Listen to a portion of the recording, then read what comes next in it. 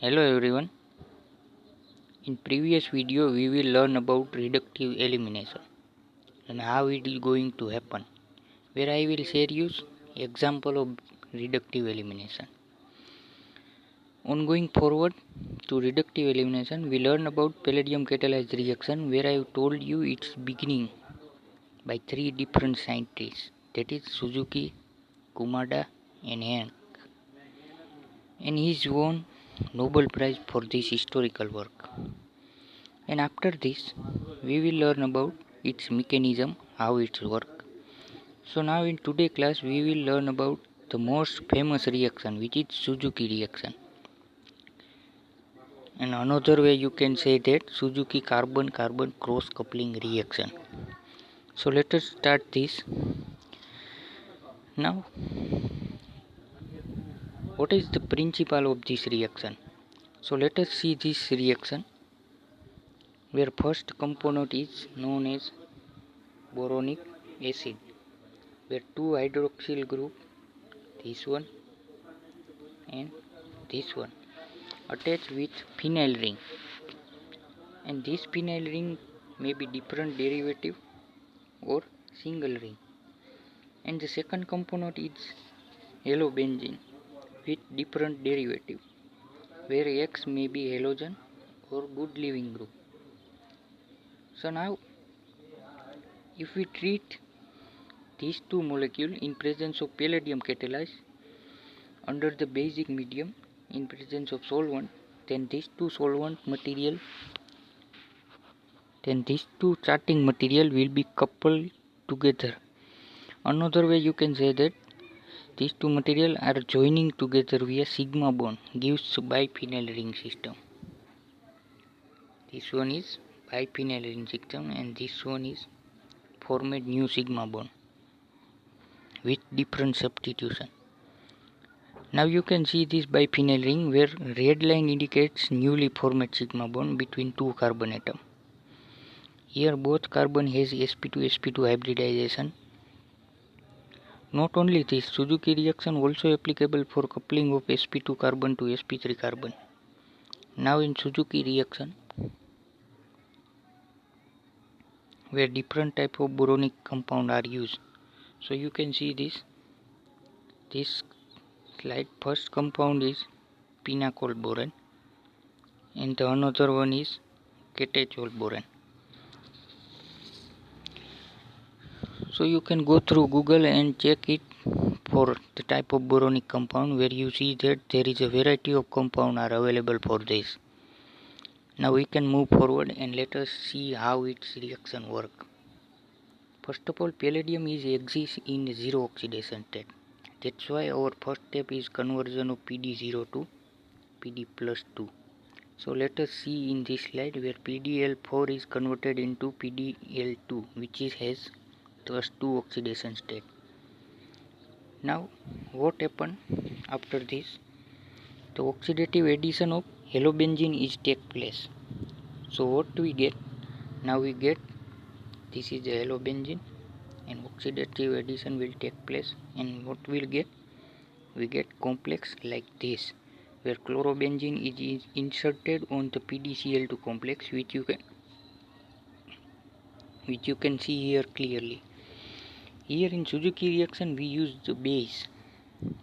We use base like this, which is sodium tertiary butoxide, that is act as base. Now we can introduce a base into above complex. In this complex we introduce this base. So now what happens?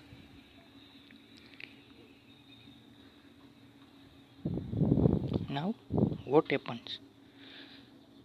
This sodium metal in this base, which can pick up the chlorine atom from this palladium complex and kick out as a NaCl, and then remaining this tertiary butoxide anion, which is negatively charged because sodium metal is removed as a NaCl. This tertiary butoxide anion will attack on this palladium complex and form another complex, which is look like this. After this we require boronic anion because we want to replace this tertiary butoxide group. Now how we can prepare this boronic anion? In this case boronic acid will use. So we treat this boronic acid with base like sodium tertiary butoxide. Okay. Then what happens? Then tertiary butoxide anion will can able to donate its negative charge to empty p orbital of the boron, because boronic compound act as a electron acceptor. That's why we call them as a Lewis acid. And then we get anionic boronic compound. This anionic boron will remove its phenyl ring. So this is an anionic compound, will remove its phenyl ring and pick up the tertiary butoxide from this complex and then form a complex which is look like this. It look like this. And now this removed phenyl ring from boronic anion will attach to this PD complex and form a biphenyl type complex which is look like this. Now this last step which is followed by reductive elimination to give our product called as biphenyl. And finally we get our PDCl2 complex as it is. So now it's a beautiful pathway for generating carbon-carbon cross coupling between two components. Hence it is a catalytical pathway. So that's why we call them as a catalytical cycle. So now let's move ahead and its application part, where I want to share some basic application of Suzuki reaction. So now you see this compound. This is a boronic compound. Look at this. This is a boronic environment. This is a boronic environment. Now you can think about where coupling reaction is take place. So here this bond should be broken and coupling take place here. Now our another compound is look like this. You look this whole compound and now think about where coupling is take place. So here this carbon iodine bond will break. This carbon iodine bond will break and coupling take place between this one and this compound. Now here coupling take place in this position, and in this boronic compound coupling take place here at this carbon in presence of PDCl2 complex in K2CrCO3 base and in DME solvent medium at 80 degrees centigrade to get the product which is look like this. So in this product you will clearly see that this bond is a newly formed bond. This bond is a newly formed bond. So this product is act as a proteasome inhibitor in biological system. So this product is act as a inhibitor.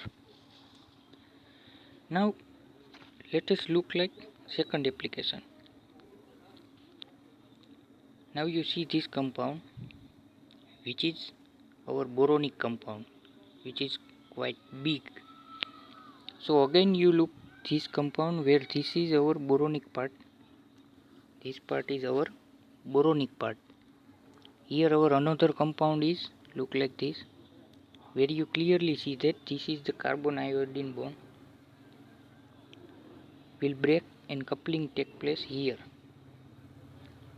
Coupling take place here. So finally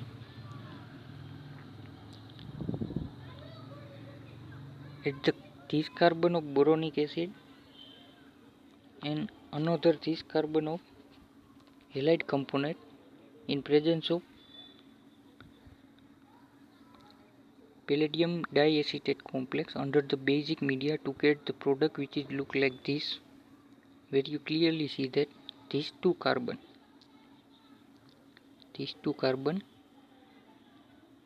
are joined via sigma bond. This product is potent antibacterial and antifungal agent in biological system. So this is the second application. Now move ahead to third application. So where you see that this carbon is attached with boronic acid.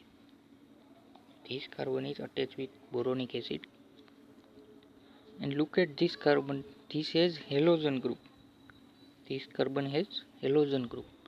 So here you can clearly see that the coupling takes place between these two carbon.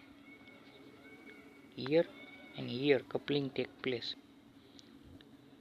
Here this type of phenomena is known as intramolecular Suzuki cross coupling reaction. So this is the, remember that I told you again, this type of phenomena is known as intramolecular Suzuki cross coupling reaction.